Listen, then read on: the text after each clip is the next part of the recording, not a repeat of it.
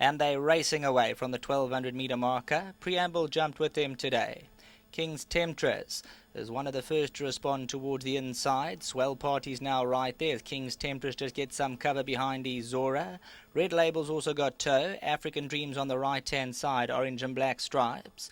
Gold Academy's 3 lengths off the gallop Preamble. Surefire's 1 off the outside, and Countess of Rhynie is the trailer. They top to tail 5 lengths.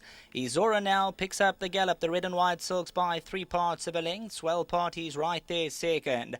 African Dream travels in third. Red Label and Preamble together in 4th position. Gold Academy gets the shake-up call. Surefire looks to come forward. Countess of Rhynie.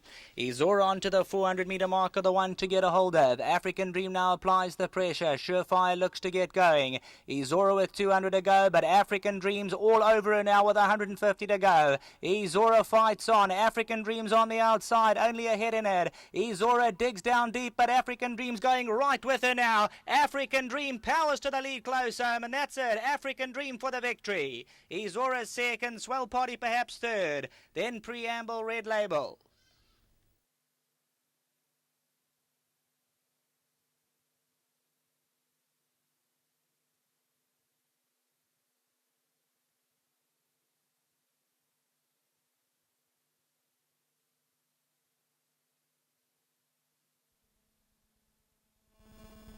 Over the last 100, Izora was sticking tough, but African Dream now gets her measure with 50 metres to go and then draws away for the victory from Izora.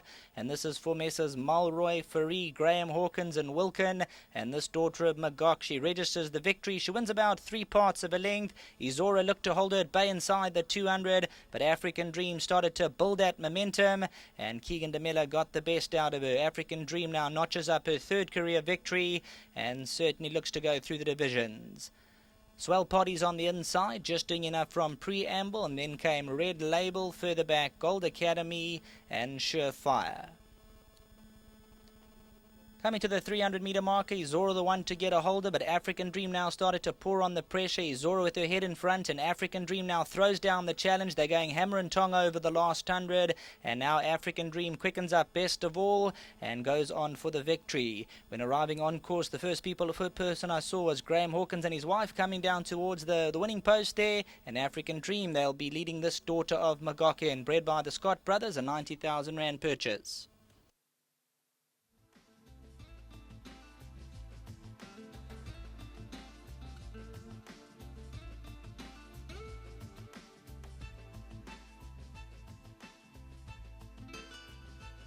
Race number 7 will belong to number 4, African Dream. Mark Dixon with the daughter of Magog, bred by the Scott brothers and partnered to victory today by Keegan DeMello.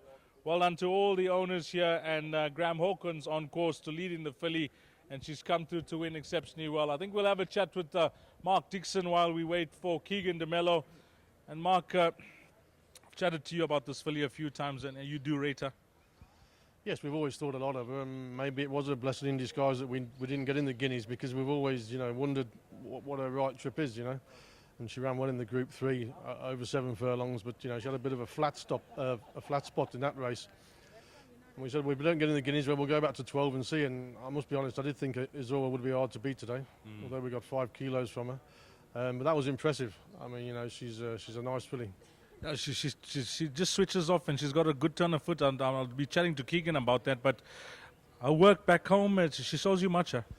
Yes, I mean, a lot of the stable now are young horses, so I must be honest, her work companion now showed me the way, and she worked with him the other day and showed me the way, came out and nearly won on Sunday. So, the lines were there. You just go in the race as confident as you can be, but, you always see these horses that you think it'll be difficult to beat, but she impressed me then, and let's hope she can go on from here. I'm sure she will. She's beat some nice fillies. You said that you didn't get into the Guineas, the fillies Guineas. That is, what should you have in mind with her now? Anything immediate? We'll just take it one step at a time, Dees. No, nothing really. We'll just see how she comes out of the race and plan from there. Of course, the owners, are they in good company? Yes, all of them, great guys. Yeah, Graham, Trevor, Dieter, all the guys. Especially Dave Mulroy. He's been with me from the word go. He runs in his colours. Couldn't make it today, but he'll be delighted. Well played, well done to the yard. Thanks, Dees. Well done, Mark Dixon. Keegan, the floor is yours. I mean, tell us about this filly. You got to know her pretty well. Yeah, she's not really that complicated as a ride. You know, she comes out the gates pretty well, and then she switches off. In the 1400 meter races, she was coming out quite well, and then over racing, and then dropping it halfway. So, and she's doing it well. And you know, 1200, she's doing very well at the 1200s, and she won well today.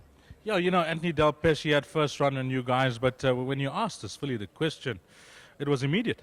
Yeah, you know, Anthony was always travelling well in front, you know, and he just didn't look like she was doing much, and you know, and I was just travelling behind him quite well as well, you know, off the bridle. And this filly, I knew when I pick her up, she was going to go through it, and she did it today. You chatted about the distance. She's now, what, a 3-time winner from 5 runs over 1200. Yes, you know, there's no reason why she won't go the 1400 again, you know. It was just against stronger company, so I think she does go the 1400, but you know, that'll be up to Mr. Dixon and all the partners. But for now, the 1200 seems to suit her. You've done tremendously well with this filly. Keep it up, and long may it continue. Yeah, thanks very much. Thanks a lot to Mr. Dixon for all the support, and to Mr. Hawkins and all the partners. Well done. Thanks a lot. Well done. Thank you, Dees. Keegan DeMello. Graham Hawkins, as I mentioned, is on course.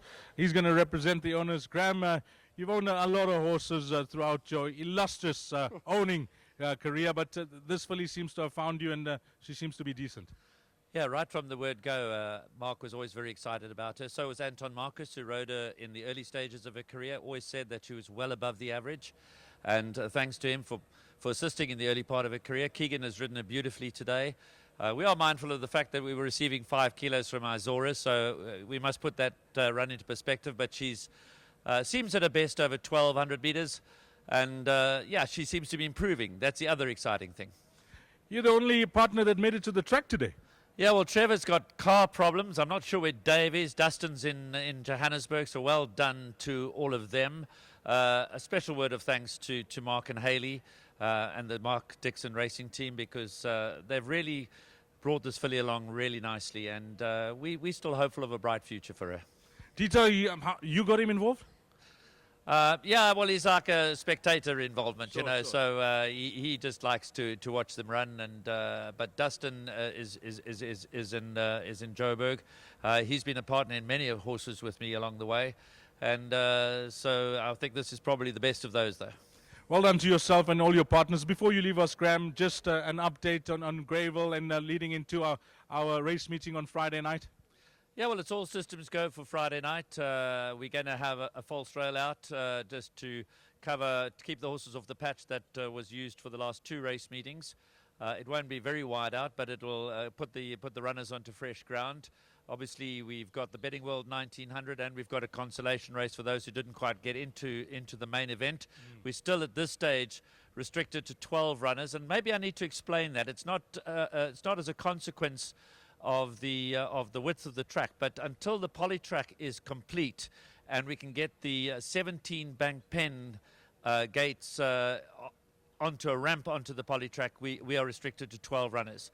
So it is intended that we'll go to 14 runners at Greyville, and obviously 16 for the Vodacom Durban July and the Gold Cup. But at this stage we're still restricted to 12. But we've seen some terrific racing at Greyville, and some already very exciting performances for champion season. KRA Guineas winner tops the boards for the Vodacom Durban July. And so, yeah, I think we're in for a cracking season. Thanks for that input, Graham, and give our best to the rest of your partners. Thank you very much, Dees. Well done. Graham Hawkins representing the guys here. Number 4, African Dream, has come through to win 4, 1, 8 and 7. Your provisional result, race number 7.